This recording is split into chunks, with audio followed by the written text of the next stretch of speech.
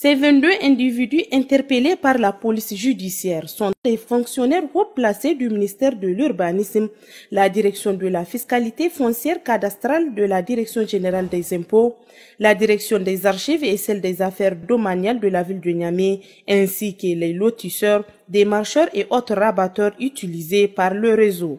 Ainsi, dans ces investigations, la police judiciaire a saisi plusieurs objets, notamment des actes de cession de plusieurs lotissements, des cachets des divers services et sociétés, des ordinateurs portables et de bureaux et une somme de 23 517 300 francs CFA.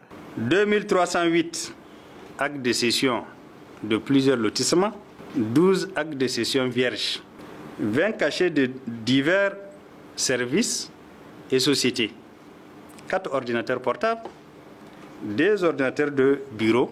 Ce dossier a révélé qu'on a plusieurs lotissements frauduleux. En plus, on a beaucoup de parcelles qui disposent de plusieurs actes de cession. Et souvent, c'est ça les sources de plusieurs litiges. Nous avons aussi découvert qu'il y a beaucoup de faux actes de cession qui circulent dans la ville, que ce soit dans la ville de Niamey ou au niveau de Karma, comme cela a été révélé par l'enquête.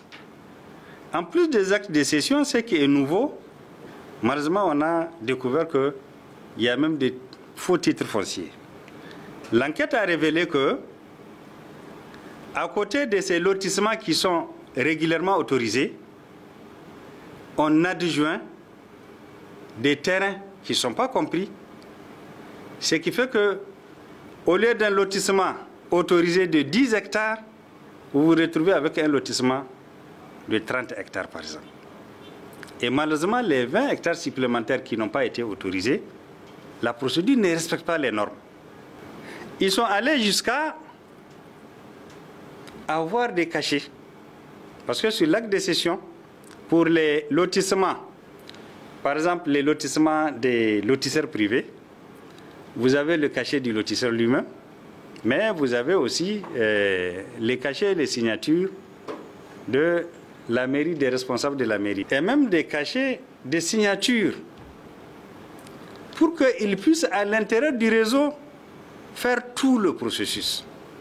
Et donc, ça s'est fait en très peu de temps, sans aucune difficulté. Les actes de cession les plus nombreux qui ont été découverts, c'est les actes de cession de la société Valimo qui fait du lotissement. Parce que, malheureusement, il y a des agents de cette société qui sont impliqués dans la fraude. Et tout s'est passé, malheureusement, à l'insu du premier responsable qui a eu le tort de faire confiance à ses agents. Même sa signature était sur un cachet qu'on mettait sur les registres. Et donc, il y avait les registres de la société, mais il y avait d'autres registres qui sont censés être des registres de la société, mais qui sont détenus par des personnes privées. De telle sorte qu'entre les actes régulièrement délivrés et les actes frauduleusement délivrés, vous n'arrivez pas à faire la différence puisque c'est les mêmes signatures. S'agissant des détournements des biens publics, selon l'enquête menée par la police judiciaire, le réseau a mis en place des individus frauduleux entretenus par des pratiques corruptives dans le but d'atteindre leur objectif sur les droits publics. L'enquête a révélé aussi que plusieurs places publiques ont été morcelées et vendues en violation flagrante de la loi. Et il y a ceux qui sont à la recherche des chasseurs des places publiques, qui passent tout le temps à circuler dans la ville pour chercher des places publiques qui sont morcelées et vendues.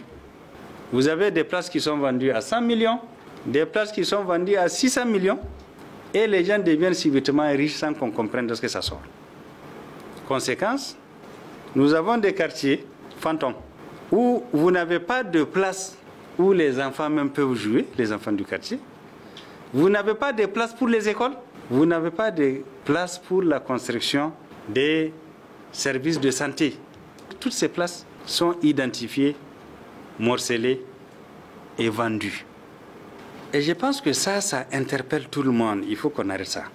La direction de la police judiciaire, dans le cadre de cette enquête, a fait un travail de qualité. Ils ont vraiment beaucoup de travail en 4 jours parce qu'ils n'ont que 4 jours pour mener l'enquête. Cette opération réussie est le résultat de la coordination des forces de l'ordre. Elle démontre une fois de plus leur engagement pour la sécurité et la protection des citoyens. Elle témoigne également de la vigilance de la direction de la police judiciaire dans la protection des citoyens contre toute forme de criminalité.